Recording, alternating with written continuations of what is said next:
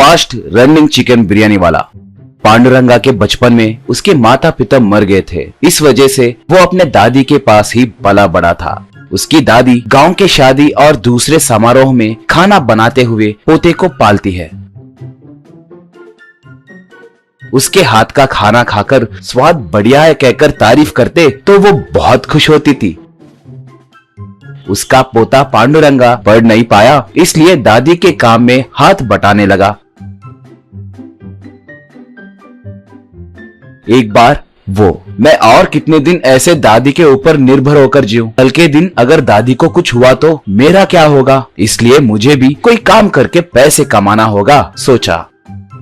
और दादी से, दादी मैं कल से तुम्हारे साथ नहीं आऊंगा, मैं व्यापार करूंगा, कहा। तब दादी हंसकर, तुम्हें क्या अनुभव है जो व्यापार करने कह रहे हो? निवेश करने के लिए तुम्हारे पास क्या है? कहा।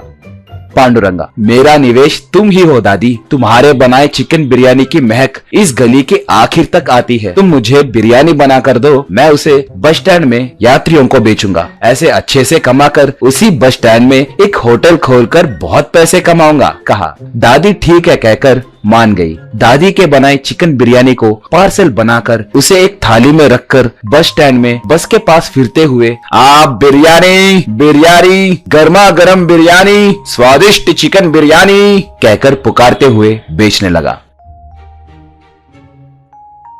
मगर शाम तक एक दो बिरयानी ही बिकते थे। वो बचे हुए बिरयानी को घर लाता था।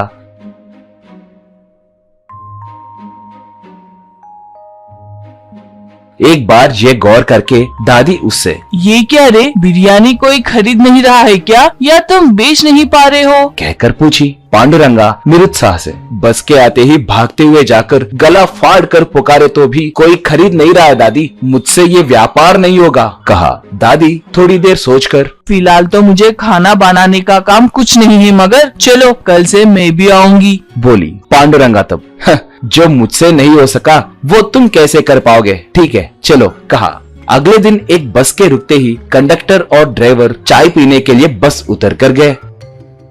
दादी तुरंत बस चढ़कर आखिरी सीट पे बैठ गई। पांडुरंगा थाली पकड़कर बिरयानी, गर्मा गर्म चिकन बिरयानी कहकर पुकारते हुए बस के पहले खिड़की के पास खड़े होकर बिरयानी बेच रहा था। वहां बैठा यात्री, नहीं नहीं मुझे नहीं चाहिए, कहा। पांडुरंगा ऐसे पुकारते हुए पीछे आते हुए हर खिड़की के पास पुकारने लगा, फिर भी कोई खरीद नहीं रहा था। तब दादी जोर से, ए बिरयानी वाले, एक बिरयानी दो, कहकर पुकारी। पांडुरंगा बिरयानी देकर पैसे, कहा। दादी, रुको भाई, ये ताजा है कि नहीं देखने तो दो, कहकर बस में जब सब उसे देख रहे थे वहीं बिरयानी के पैकेट को खोलकर अच्छे से सूंघकर, वाह इसकी महक बढ़िया है, कहकर वहां बस में बैठे थोड़े यात्रियों के नाक के सामने बिरयानी को रखकर, मुझे जुकाम हुई है बेटा, जरा इसकी महक देखकर बोलो बेटा, महक अच्छी है क्या, कहते हुए बिरयानी लेकर उनके नाक के सामने रखी। उसे सूंघकर एक, वाह ये खुशबूदार है, कहा। दूसरा, ये तो एकदम हमारे लखनऊ बिरयानी के जैसे मस्त है, कहा। एक और, मुंबई के स्टार होटल के बिरयानी के जैसे महक मस्त है, कहकर बोले। दादी तब, ए बिरयानी वाले ऐसे खड़े क्यों हो, अंदर आओ, इन्हें हमारे गांव के बिरयानी का स्वाद नहीं चखाओगे क्या, कहकर पुकारी। पांडुरंगा तुरंत बस के अंदर आया। तब तक जो लोग उसकी खुशबू की तारीफ कर रहे थे वो सब बिरयानी खरीदकर खाने लगे। बाकी के लोग खरीदे कि नहीं कहकर सोच रहे थे।